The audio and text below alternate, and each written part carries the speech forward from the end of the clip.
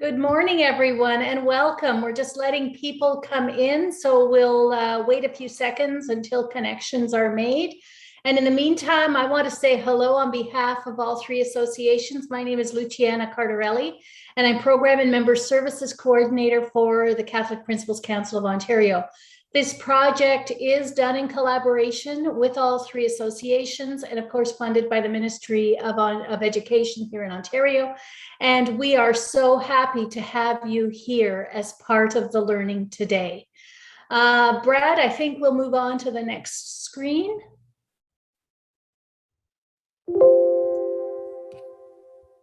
Or at least, thank you so much. So there's our logos, and there we go with our land acknowledgement.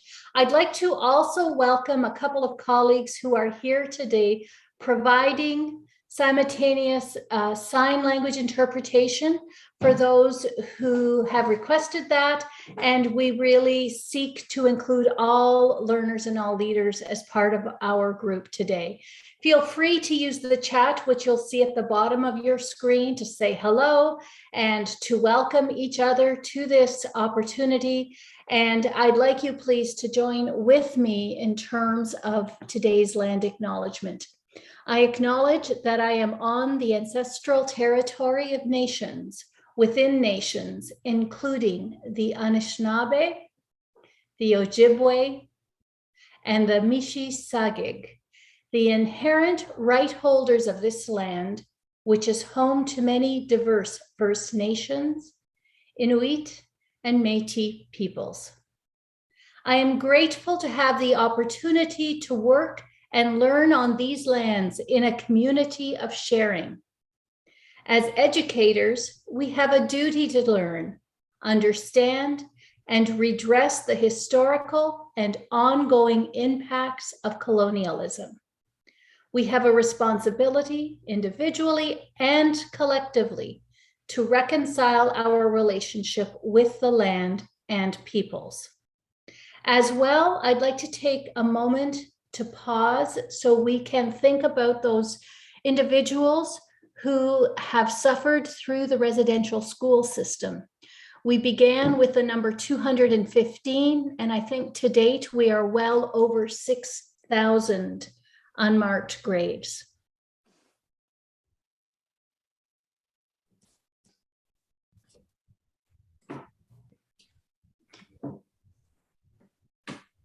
So shortly, we as administrators will begin to lead our school teams through the process of implementing destreaming in grade 9 mathematics. Simon Sinek, in his book, Start With Why, reminds us that we must begin by explaining why destreaming is best for students and how it acts to remove systematic barriers. This presentation will begin with that very discussion, and we'll move on to examining how a destreamed classroom might work in practice. We will conclude with the role of the school administrator in implementation of destreaming. Before we get too far into it, we'd like to take a moment and do a quick poll with you just to kind of get a sense of what you're thinking and feeling right now with regards to destreaming math and implementing this new course. We're just going to put up a poll in a few seconds here, and you'll see some questions that we would like you to respond to. We're going to do the same poll again at the end of our session, just to sort of judge how you're feeling when we're done presenting. So if you could take a moment to complete the poll that's on your screen.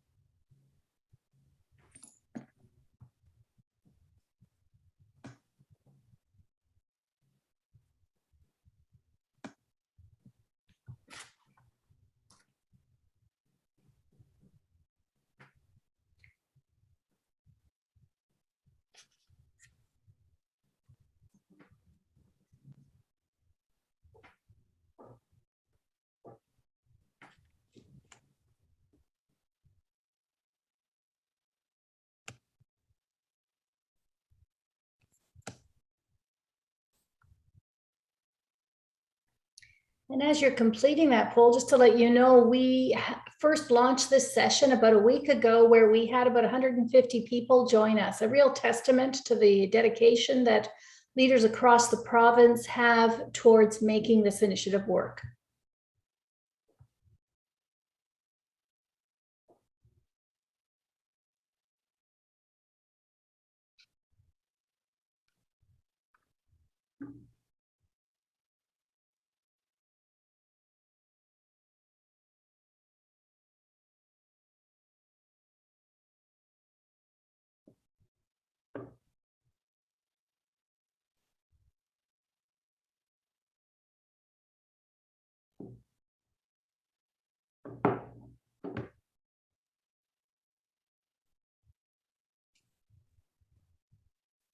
Thank you to everyone who's been filling out the poll, and we'll leave it maybe up for another minute or two to get the rest of the folks, but we could, if Barbara, you wanted to move on, you could.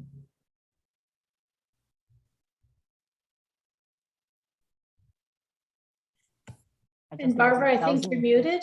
I know, I just noticed that I was muted.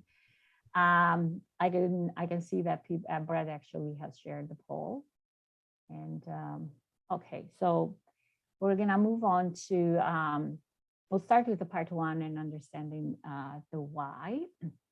You probably heard lots of talk about ending streaming in Ontario, both on the news and in your schools and in your board. The Ministry of Education has introduced this streaming in Ontario and has stated three main goals of explaining the why. And the first one that the ministry talks about, and we're going to talk today a lot, is cultural shifts, which relates to identifying and dismantle systematic racism, discrimination, and structural inequities. The second one, increased educational capacity for effective culture responsive instruction, assessment, and evaluation. And a third one, increased student engagement, achievement, and well-being to remove barriers and support students to graduate. So in the next few slides, we'll share some data for you to look at to start the conversation and to help you draw your own conclusions about the reason for this streaming. So Barbara, just to jump in here for a second, people are having trouble hearing you. I wonder if you could lean in just a little bit. Okay. So in the next, am I okay now? In the next few slides, we'll share some data for you to look at. And we would encourage you to ask the questions. What do you notice and what do you wonder? So the first data slide highlights data from Peel and Toronto District School Region, where they have been collecting demographic data aligned with enrollment and achievement for some time now. And we believe that this practice, all the boards will be doing going forward. This slide actually shows that students who are Black, Indigenous, have special education needs, and are from low-income families are disproportionately represented in applied and essential courses.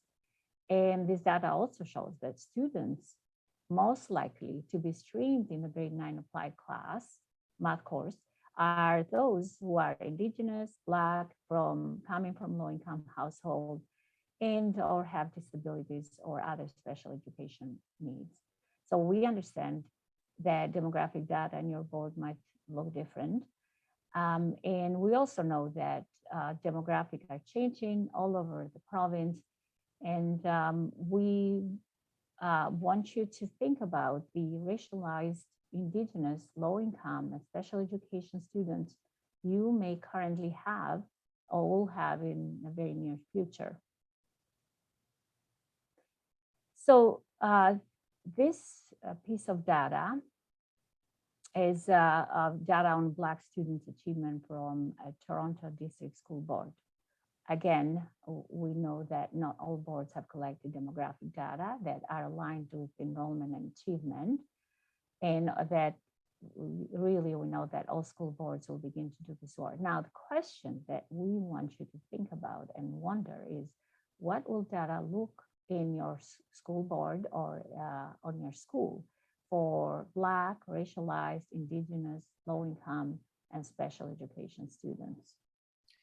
And Barbara, just if you could turn your volume, your speaking volume up just a bit still. We have some people, even though their volume is up to 100, they're having trouble catching everything. So this next slide is provincial data, and it's showing enrollment in academic and applied courses for both high and low income communities. The data was in Ontario's Education Equity Plan in 2014. As we said on the last slide, we are sharing some data for the purpose of starting a conversation. So as you look at the graph, what do you notice and what do you wonder? And how might this connect to your school today? Next slide. So this next data slide is again is from the Ontario Equity Action Plan in 2014, and it's highlighting graduation rates for students in applied and academic courses. As you look at these data, what do you notice and what do you wonder? What might this look like in your school? This slide shows the percentage of students who go to post-secondary education, means university and college, and other from the applied and academic courses. Again, this data is from Ontario Education Equity Action Plan in 2014. And again, we asked you to look at the data and we want you to think and ask questions. What do you notice? And what do you wonder? And what happens to this 67%? Do they graduate? What's their destination? These data are taken from EQAO Provincial Assessment of Mathematics, attitudinal data that identifies the percentage of students who like mathematics and see themselves good in math, in academic versus grade 9 applied. Again, the question is, what do you notice? What do you wonder? This slide shows Ontario data, and it's the percentage of special education students who met the provincial mathematics standard on EQAO. It's by grade. So the bars are 3, 6, and 9, and the grade 9s are by type, so academic and applied. So what do you notice and what do you wonder? This next slide is again a graph of Ontario data, and it shows that whether or not students met the standard in grade 3 and 6, it doesn't change their outcome in grade 9, whether they're in academic or applied. So for example, if you look at the first set of bars, those are all the students who were not at standard in grade 3 and 6, but at standard in grade 9, and comparing how many in the academic class, how many in the applied class, and then you can go through that graph. As you look at it, think about how might you use this graph with your staff. So in a little while, we'll be moving to breakout rooms. And we actually have posted a link to a Google document with all those graphs that we introduced for you. And at the same time with a couple of questions to help you actually help guide your discussion. So in the question that we have over there is, what question might you have after seeing this data? And who is included in this data? Who is excluded? How might you use this data at your school? And what additional data might you seek out? So be prepared to, after the discussion, about 5 to 6 minutes in your breakout room, to add one comment in the chat when you come back in the main room. I think Brad will create the rooms.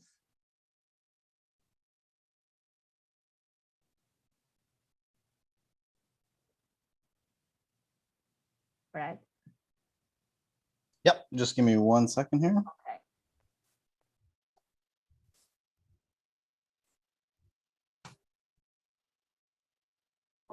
Okay.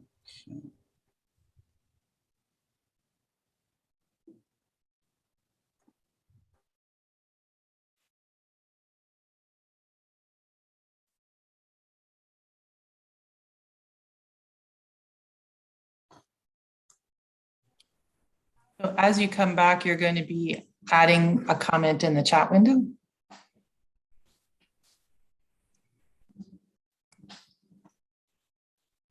Thanks for that opportunity, Deirdre. We had some great points come out in our breakout room, and I would really encourage our colleagues to make that thinking visible to everyone.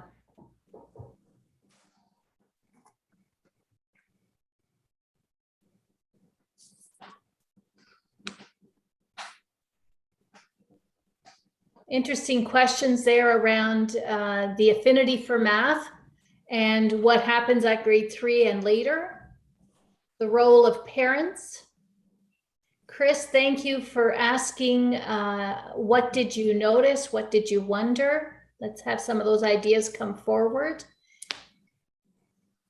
In our group, we talked about the leadership role in supporting teachers and moving them along in the continuum so that they are prepared to support all kids. And a reminder that that grade 9 AP student who finds themselves sitting beside a lower performing student did exactly that 3 months ago in their elementary setting.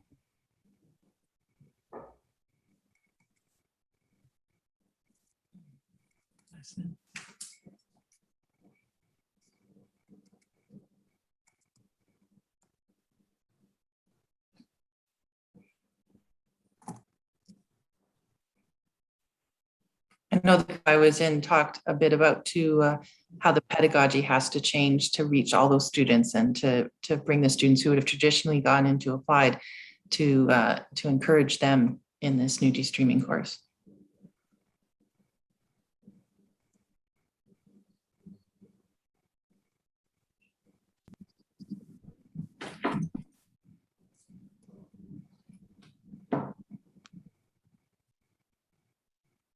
So Barbara, I think you have the next slide.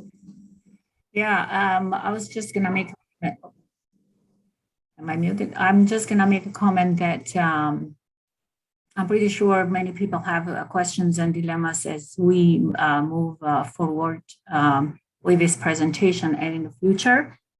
And you can continue chatting, and because that's how we are gonna learn from each other. So we'll move on.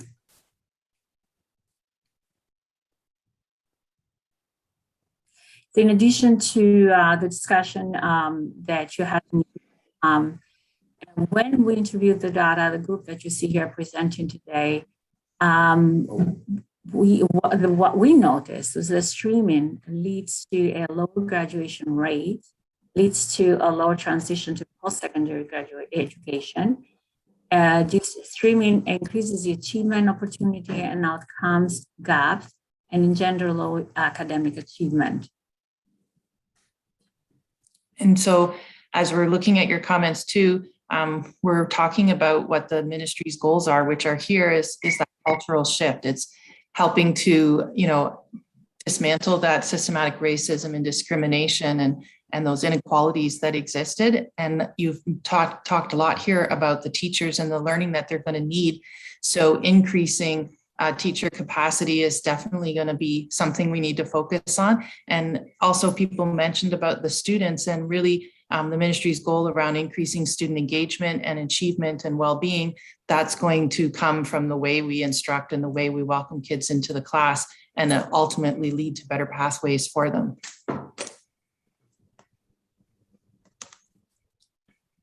And so we're going to turn it over to Christine Suurtamm because she's going to start to talk to us a little bit about the curriculum. Yeah, so one thing I wanted to mention is that, and welcome everybody. It's great to see so many of you here. I can only imagine what life is like for you right now, redoing schedules, hiring new people and all kinds of things. So it's great to see you here. But I wanted to mention that the work that you were doing in terms of engaging with some of that data really is kind of connected to what we expect students to be doing. It connects directly with this overall expectation in grade 9, which is around describing the collection and use of data and ways to represent and analyze data involving 1 and 2 variables, but also to the elementary. There's a huge emphasis. There has always been data in elementary, but it's even looking more critically at data in elementary. So one of the expectations there is to manage, analyze, and use data to make convincing arguments. and informed decisions in various contexts drawn from real life. So just a plug for the curriculum there.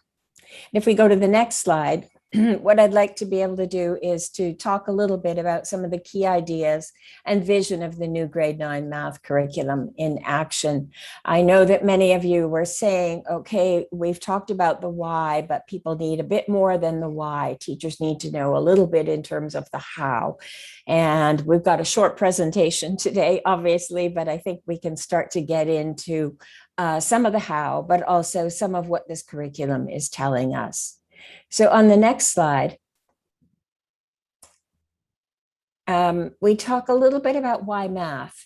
Now, this is not coming from the ministry. This is not why they chose math, but I think it's something for us to think about, that all too often actually math serves as a filter rather than a foundation for educational opportunities. In other words, so often I find when students are applying to college or university, so often there are particular math courses that are required when actually that math in those courses is never used in that program. It's used as a filter. In other words, if you can do this math, you can come into our program. And I think that when math is used in that particular way, we're really talking about it eliminating opportunities for students. So we really have to think about math as a foundation to provide opportunities. On the next slide. So we know that the grade 9 curriculum builds on the elementary math curriculum, and that's kind of an important thing for us to know. I was an advisor on the elementary curriculum as well as on the grade 9 curriculum, providing research to the ministry. And so one thing that you can see is that as students move from grade 1 to 8 into grade 9, there will be some familiarity with those strands.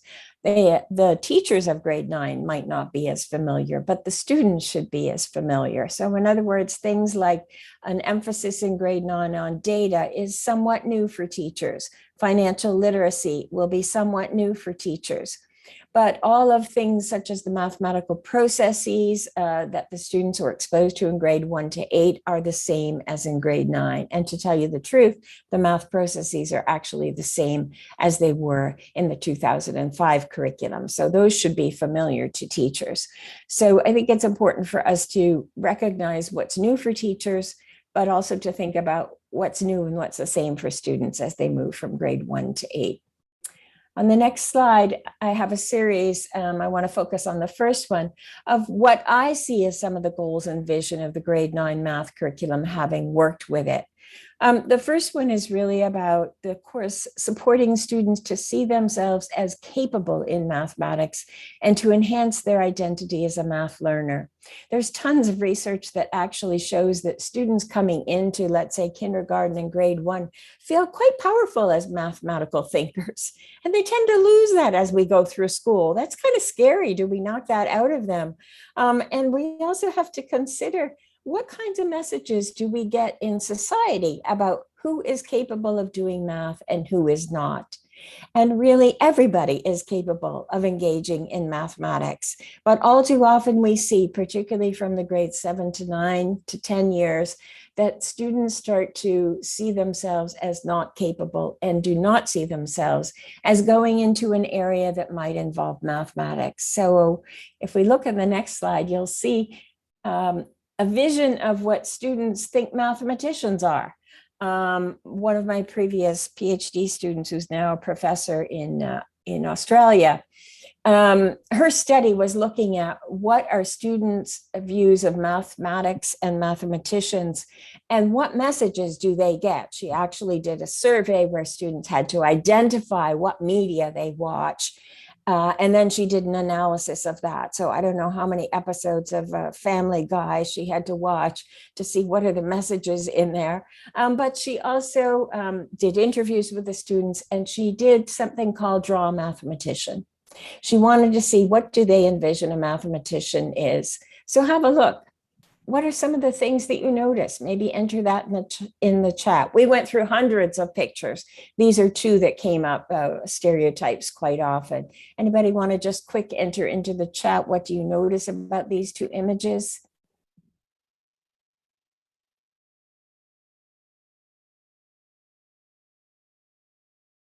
Okay, they're male, right?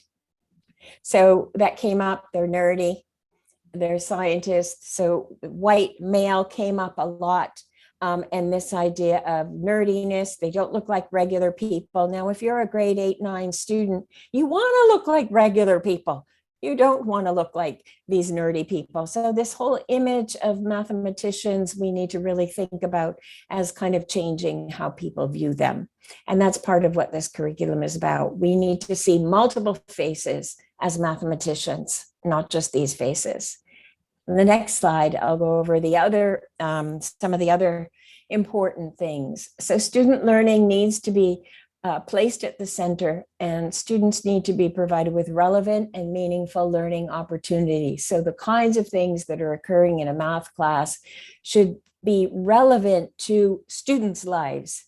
All too often as teachers, we make them relevant to our lives, but they have to be relevant to student lives. So maybe our examples have to do more with Minecraft than necessarily getting mortgage.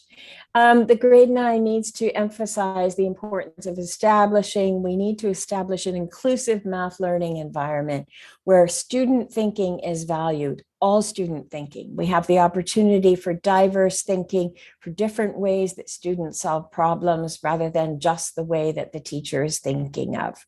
And we need to think about it as a culturally responsive pedagogy so that students, again, see themselves in the mathematics, expectations that actually remind us of that.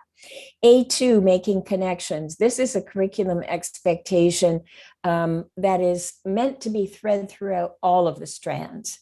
It's not really a strand unto itself. And it talks about making connections between mathematics and various knowledge systems. So we can think about that. Often we use that term when we talk about Indigenous knowledge systems, but we can think about it more broadly as well as students' experiences, applications of math, as well as careers. So there are opportunities for students to be able to see, where will I use the math in the future? And then, for instance, a couple of others, and these are within the number strand and the algebra strand, where students are to research a concept, and the idea is that they should be choosing the concept that they're going to research and see how it was developed in another culture. And again, I would think that they should be choosing what culture they're going to look at. So to get away from that idea that mathematics is Eurocentric, it was developed in Europe and nowhere else. So many mathematical ideas were developed in multiple cultures, and to be able to bring those to life. So that's a real large piece that's very explicit in the curriculum. These are not the only places. These are just a sample of some of the places where it happens to be. And on the next slide, what I'd like to talk a little bit about is, so what should be happening in a Destreamed class? What kinds of things, what does it look like? What does it feel like? And there are a few images that kind of give you that idea. You definitely don't see students lined up in rows and the teacher at the front board. And so let's look at some of the instructional practices that are encouraged. So the idea of tasks that are low floor, high ceiling, that have multiple entry points, that allow all students to engage and all students to have different ways of thinking about it. You know, sometimes, and I think that you'll be talking to parents a lot as an administrator, and we don't want parents to think that this is a watered down curriculum. There is no way it is a watered down curriculum. It actually is extremely engaging and extremely challenging, has that opportunity. And that idea of low floor, high ceiling provides that room for the students who need to be challenged, but also for everybody's thinking. Using a variety of assessment strategies, because in that way, not only do we provide multiple opportunities for students to show what they know and can do, and also we give them a variety of different ways they can do that because they show their learning in different ways.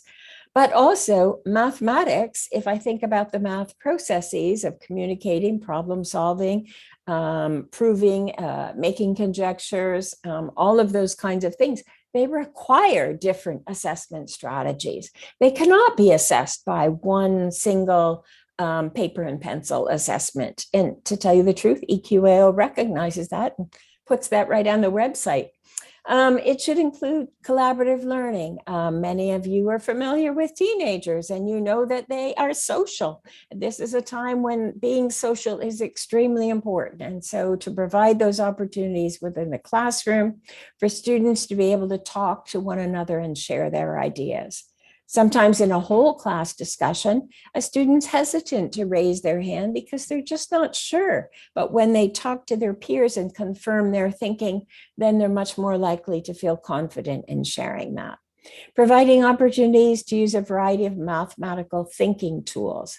Again, all too often we think that we need to give manipulatives, concrete materials only to students who we consider to be struggling. Every student needs access to those. And if teachers limit it to those who they think struggle, it's a way of stigmatizing students. I often tell the story of being in a graduate level mathematics course. We were doing 3D mapping onto 2D surfaces.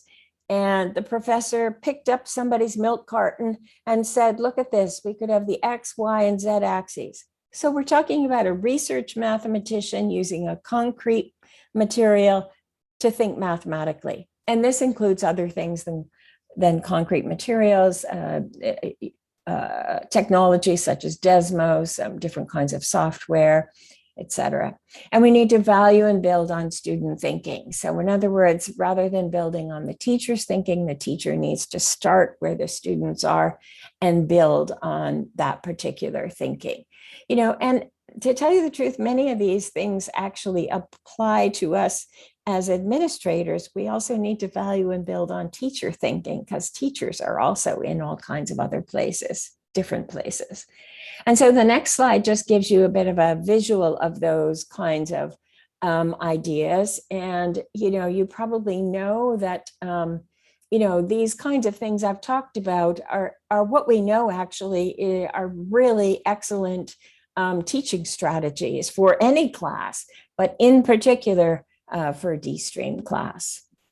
So on the next slide, I'm going to actually walk through a math activity.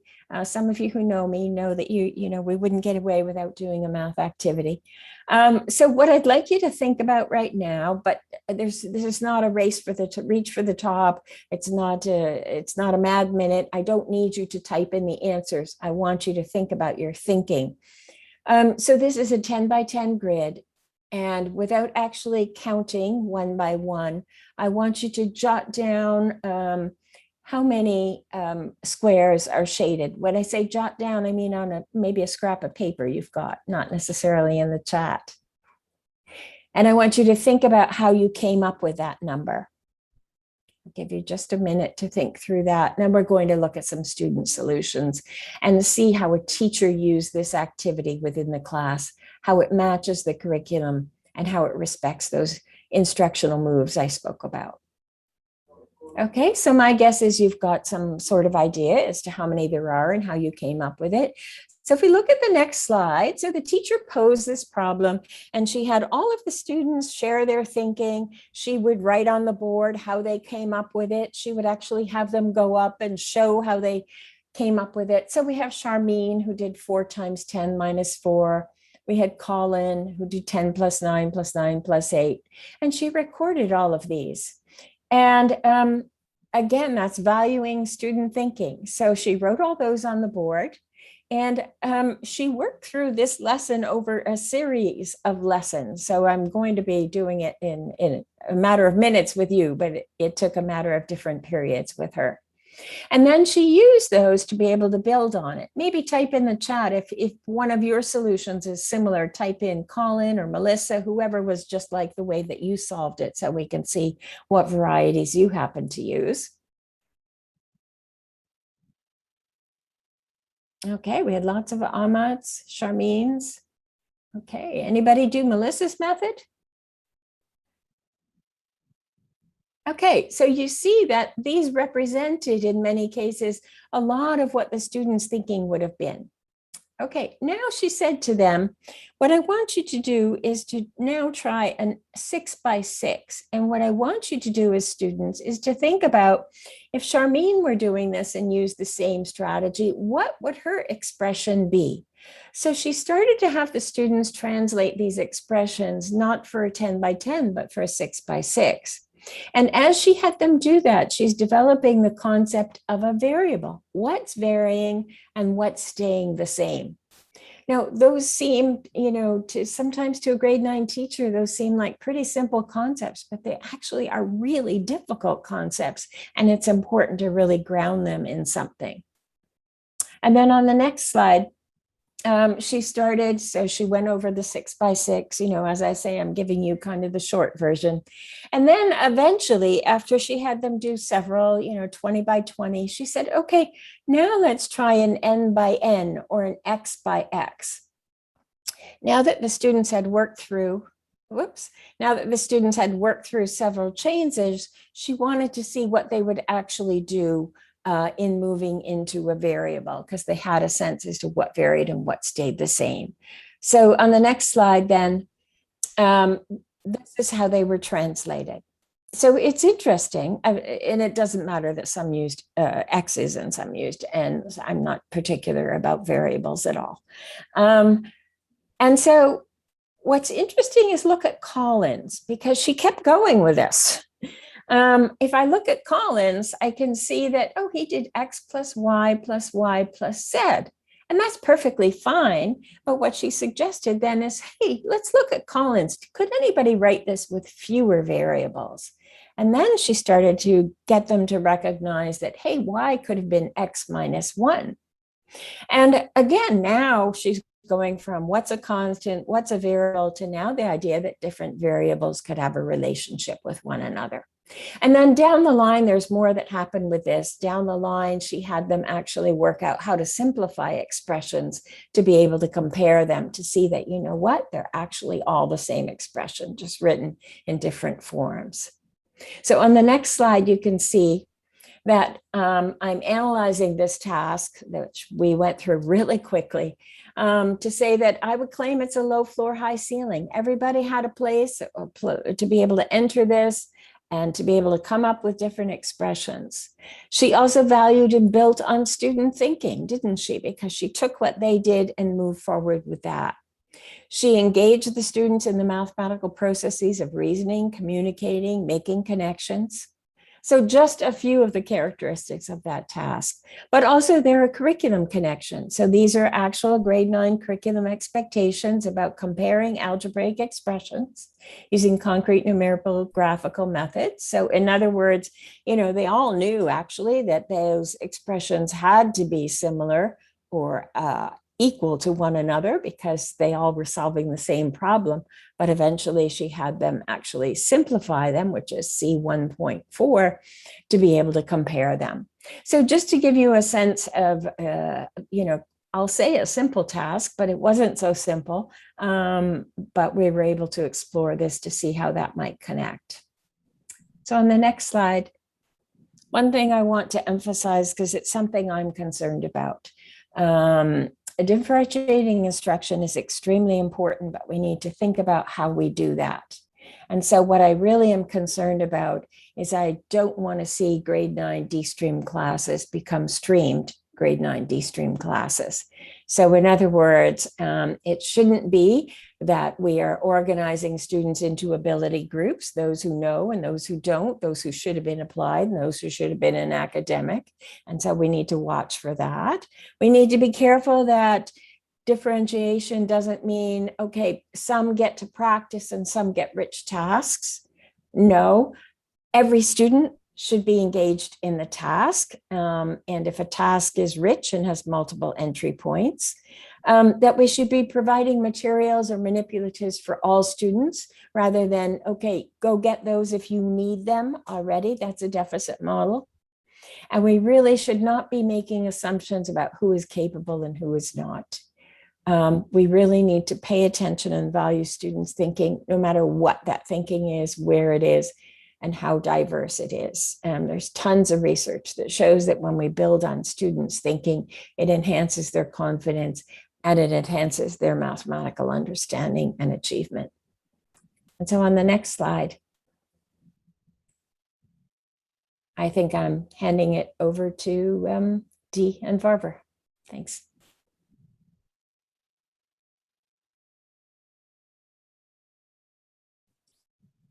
And I think Barbara, you have this slide. Next, we're going to hear from teachers and students. As we watch this 2-minute short video, actually, and please note that the full video is available on the ministry curriculum site under high impact practices. So we asked you again the same questions that we've been asking you from the beginning. What do you notice? And what is the teacher doing? How are the students engaging in the learning?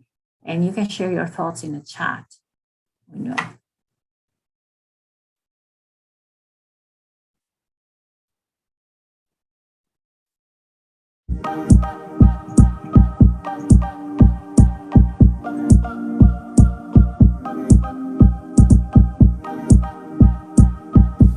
I think the most important thing is that students learn to become owners of their own learning. That they start learning how to learn and start learning how to be autonomous and not have them be reliant on me for everything. We want to learn collectively as a group throughout the course. So it's really like trying to create an environment where we're all in this together. Really helpful to collaborate with other people because you get so many more like different learning styles and different points of view and different ways to answer. What I expected coming into grade 9 math was a very strict environment, much harder material, and that's not what I got at all. I would like to be this kind of math teacher because I just feel like I'd be a really friendly teacher, and like I would love to like make kids feel like they're safe with me and like I can help them. I really enjoy that in this class we always work in groups because I think it gives you different perspectives and you get to hear other people's way of thinking. So then you have multiple ways of approaching different problems. And I kind of like that also our teacher has it where we kind of try to figure out new concepts before he introduces it to us, so that when he does introduce it to us, it kind of just solidifies what we figured out, and it kind of stays in our mind a little bit more since we had to work to figure out what he's teaching. I teach students at grade 9 level and at grade 12 level, and so that whole process of students developing autonomy starts at grade 9. I can see 2 people, 3 actually comment on the chat. So what you notice is the group work. John mentioned use self-vertical non-permanent writing surfaces. That's correct. And the importance of student voice, and keep using the chat because that's how we learn best from each other.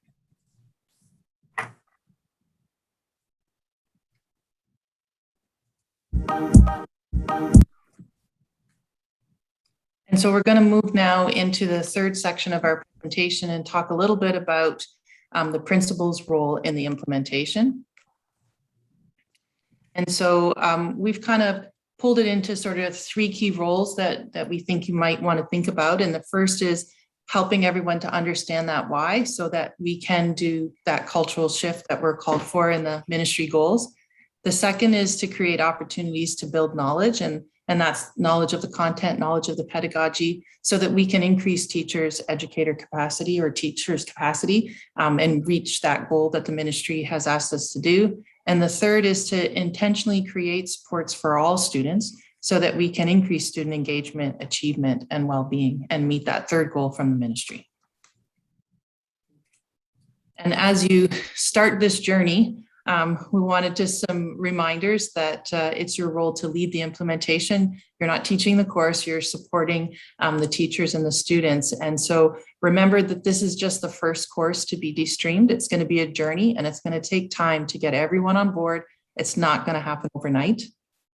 Secondly, that people don't like change and some will have a fixed mindset, and you're going to need to start with that why and hear their concerns and give them time to really understand the moral imperative that destreaming is calling. And everyone's going to be in a different place to start. It doesn't mean that we wait, and it is our job to nudge and move them forward, bring them along slowly, but certainly to help them get there. As principals, we need to work with all our stakeholders on this implementation, which are teachers, students, and parents. And these are three big areas that we believe we need to consider that tie directly to the ministry's three important goals for destreaming. So as we mentioned, the first goal from the ministry is to understand the why as it relates to cultural shifts. No matter which group we're working with, teachers, students, or parents, it's our job to help them understand why we are destreaming. So we need to share the data with them, engage them in the conversation. We need to help them notice who has the status, who is being left out. Are these Black, racialized, Indigenous, low income, special education students? So we need to ask those questions. So the why becomes their why too, so that the teaching practices used value all learners, respect and incorporate different cultures and ways of knowing, so that everyone, teachers, students, and parents notice and believe all students have knowledge and skills that enrich their learning regardless of race, income, and identification, and so on. So the second goal from the ministry, as we've been mentioning, is building knowledge. And as it relates to increase the educative capacity. So teachers will need to learn the structure of the new curriculum and the support available. So they actually might need to learn some new math knowledge, as Christine mentioned, coding, to understand new curriculum expectation. Let's say coding and financial literacy are two things that are new in this curriculum.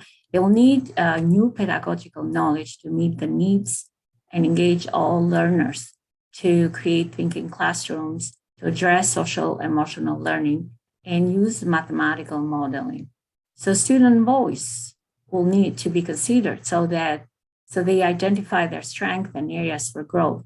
Use social emotional learning to develop a growth mindset, to learn to develop strategies to monitor and preserve their own learning. So parents need to learn the new curriculum too. So they need to hear from teachers about the new strategies. They need to learn how they can support best their children. Parents can help us make connections to their community and help us learn to support and incorporate different cultures. So the third goal was supporting all learners. This relates to increased student engagement, achievement, and well-being. So we can support students by supporting teacher learning. This means creating time for teachers to learn, to attend professional development, to collaborate in professional learning communities, to explore resources, etc., to have informal dialogue, visit each other classes. Then they need to, they need us, principals and vice principals, co-learners alongside them. So as Deidre mentioned, gently nudging them, asking questions, sharing feedback, and challenging beliefs. This teacher learning will help to create classes that engage all students, where students see themselves, their culture represented in the learning.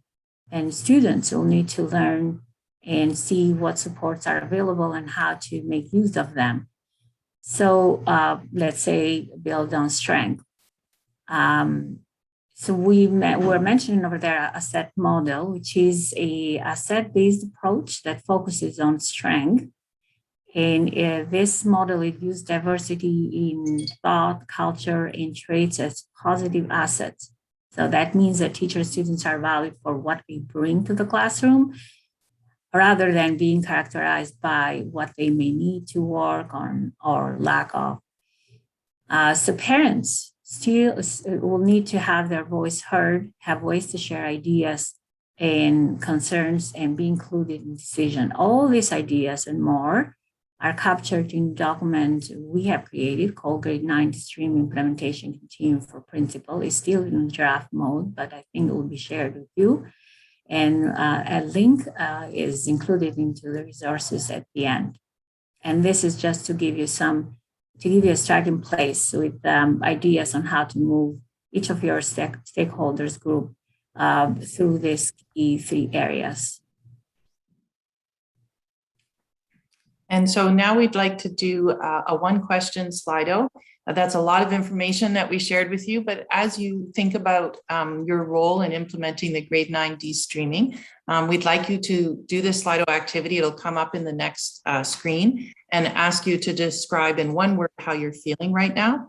And so you can either hold your phone up and hold over that QR code and it'll take you there, or on your phone you could enter slido.com and there's a code.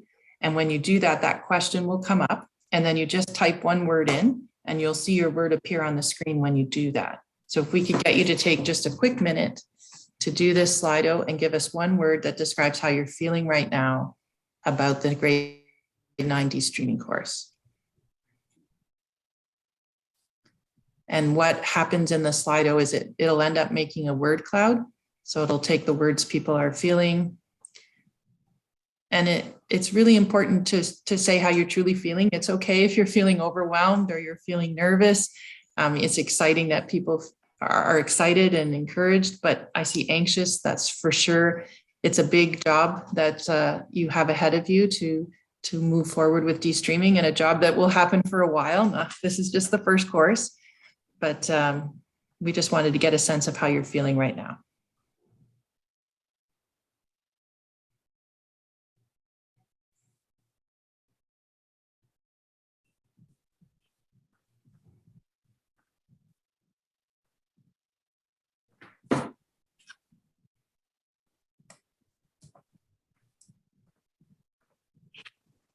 And as the feedback's coming in on that, Dee, I just wanted to make a point in my mind how important it will be this fall to really connect with our feeder schools, teachers and administrators to really learn and understand what's worked for those children in their elementary settings, and how it is that the secondary family that's carrying them forward will be able to use that to their advantage in creating conditions for success for all.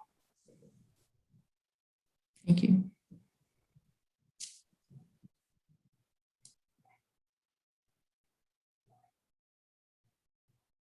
So you can continue this with a Slido. I'll leave it up for probably even today. I'm excited too, and I'm anxious too. I have all those feelings that I read over there, and it's so because we're all in this together, and we all have this implementation to do, and we want to do a good job, and we want to do it right.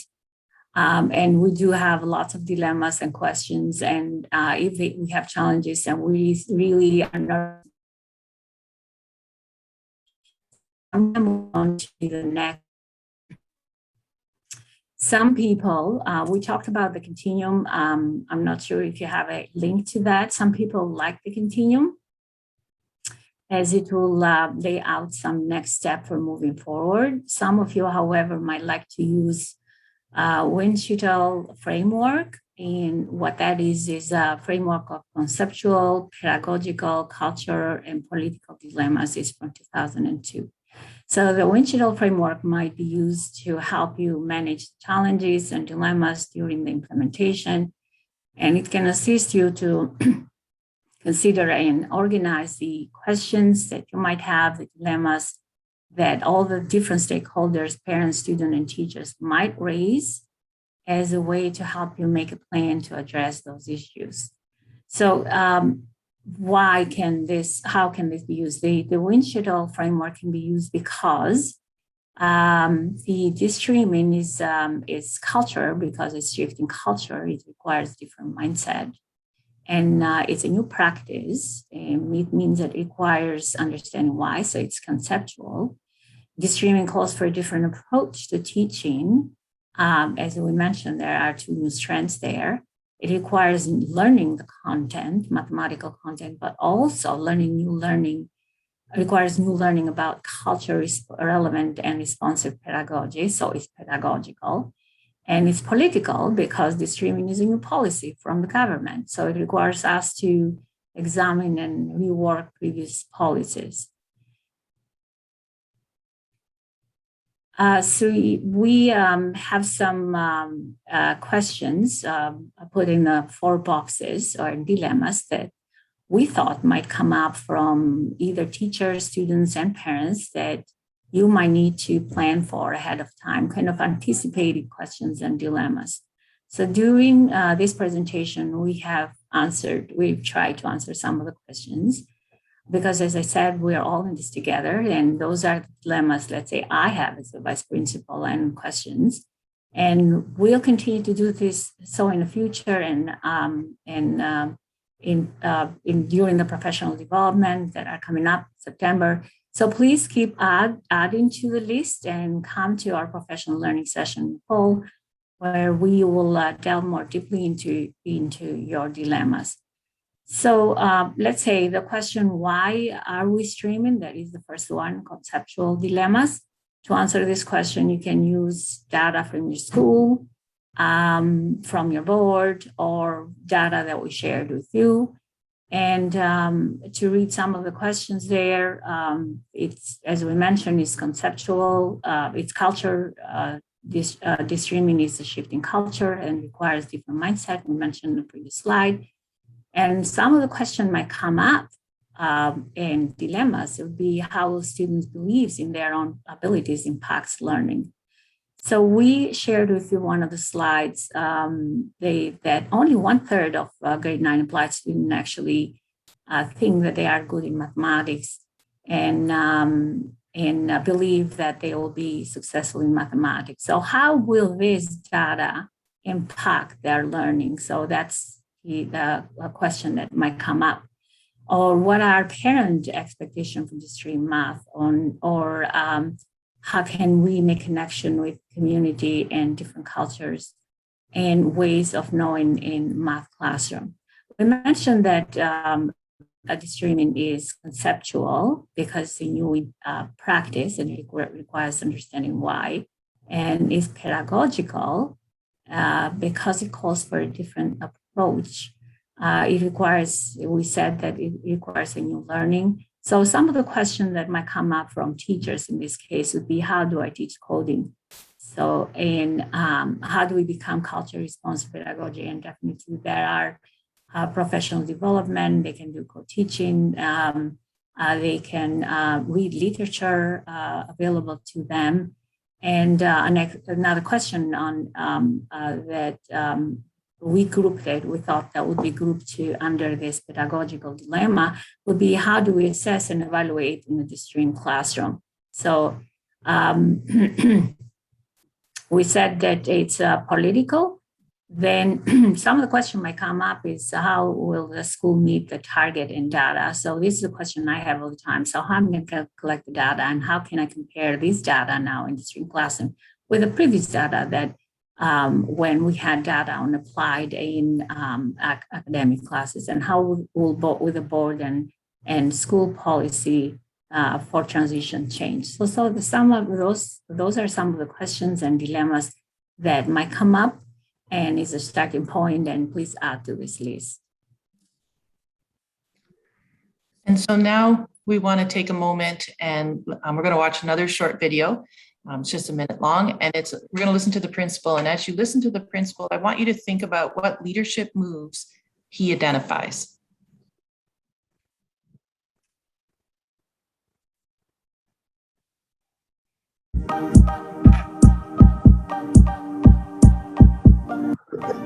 I feel very privileged to work with such a dedicated group of colleagues. They push my thinking every single day. Rather than students now learning from the teacher or from the principal, we're all learning together. Our job is more about facilitating the learning and setting the dynamics where students can collaborate with one another, can be critical thinkers, can be resilient, can work together on really rich tasks. And what we're seeing in our classrooms is the culmination of a lot of hard work in thinking deeply about the shifts in mathematics. Typically, I think when students are asked to sit for 75 minutes a day, we know that whoever's doing the talking is probably doing the learning, and if it's the teacher doing the talking and not the students, then we have to ask ourselves, what's going through our students' minds. The vision of the math department, I think, as I said, is one of collaboration. We have some very dedicated staff that I think have at their core, they want to learn how students learn, how they learn mathematics. We believe that a timetable is very important. Teachers need to have the opportunity to collaborate with one another. Administration are involved in those as well. We believe in principal as co-learner, but how powerful it is when a principal and a French teacher and a math teacher and a science teacher are together co-planning a lesson together. So as administrators, we really in this school focus on professional learning, and when teachers come and they're asking to implement a new idea, embrace it.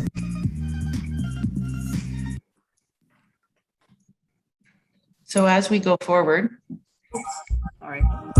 as you move forward and you think about those moves that he mentioned, we're thinking that these might be 3 possible steps. And the first is just to say yes to all PD, to be a co-learner with your teachers. The second is to really understand the why, starting with the ministry's goals for destreaming, and to be the one that starts those conversations. And third is to explore the resources, collect the data, reach every student.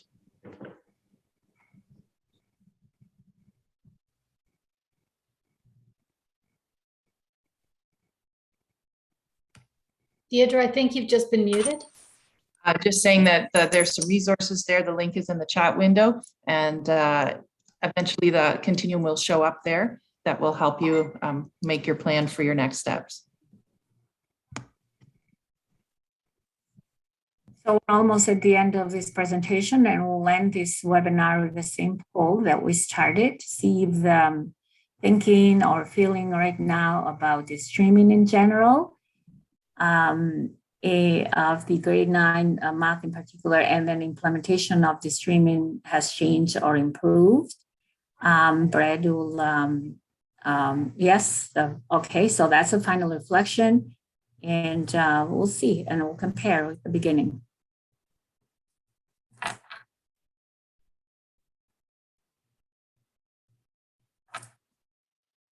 And as you're completing that poll, we've had some people ask about the PowerPoint slides and the notes.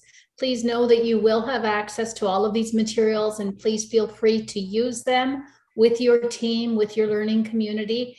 Included in the PowerPoint are speaker notes that we've worked from today, so they don't come in isolation.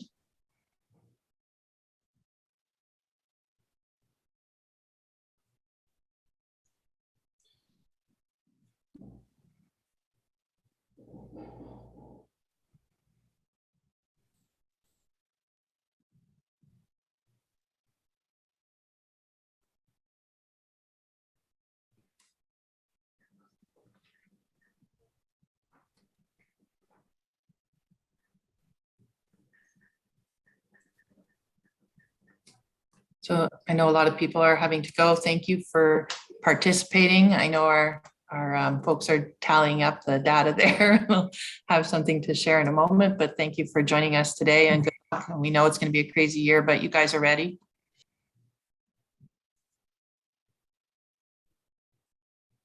And you can scroll through those results. And I think you'll see some very impressive movement. Yeah, this I'm very encouraged to see that the move from some of them are 100% actually agree and strongly agree. That's exciting, and that's encouraging. That we definitely are going to be successful with via this implementation. So thank you all.